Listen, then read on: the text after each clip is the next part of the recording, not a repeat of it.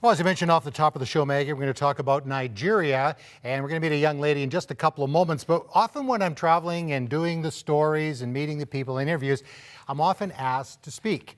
And so I had this great opportunity to be at this church in Nigeria. Now, as I was sitting at the back of the church and I was looking at the worship team, and they were all wearing black. Okay. And then I noticed some of the young fellas had these bow ties on. Okay. So I'm going to show you a little bit of video, and this actually was broadcast all across the part of Nigeria. Look at you. Yeah, and I just wanted to try to fit in there. To blend in? Yeah. Did you do a good job blending in? Well, I think so. You couldn't hear the sound, but they were cheering like, hey, guy from Canada. Someone's fixing your tie to make sure it's on properly. There we go. I love it. Oh, we had a great time down there, and also had an opportunity to speak in the Bible college, which is a little bit surreal. Here I am teaching about the theology of persecution, what the Bible teaches about following Christ, taking up your cross and all those things.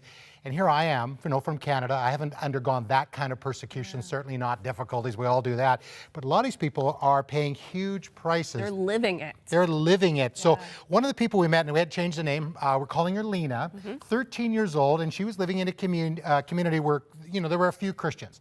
She started observing, and I think this is a great testimony to her friends. They were living a life that was such that they really were, showing Jesus to her in a very practical way. So Lina said, I want to go to church. And let's find out what happened when Lina went to church. My uncle was a Christian, and I told him I wanted to go to church, but he said no because he was afraid of my father. So Lina decided to go to church on her own. But when her father found out, he confronted his teenage daughter.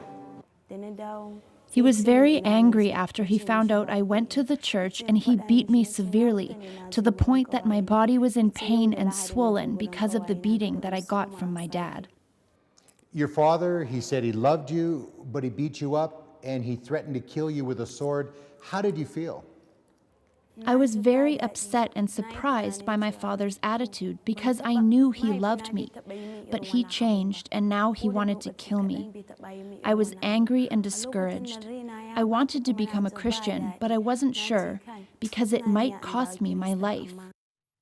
And the coming weeks, we're going to hear more of Lina's story. She's currently in a Safe House Discipleship School sponsored by the Voice of the Martyrs Canada, and just amazing things. And we're going to tell you the dream that she has someday, she wants to go back to her village and preach the gospel. Wow. At 13 years old, and she was forced into a marriage and was able to escape.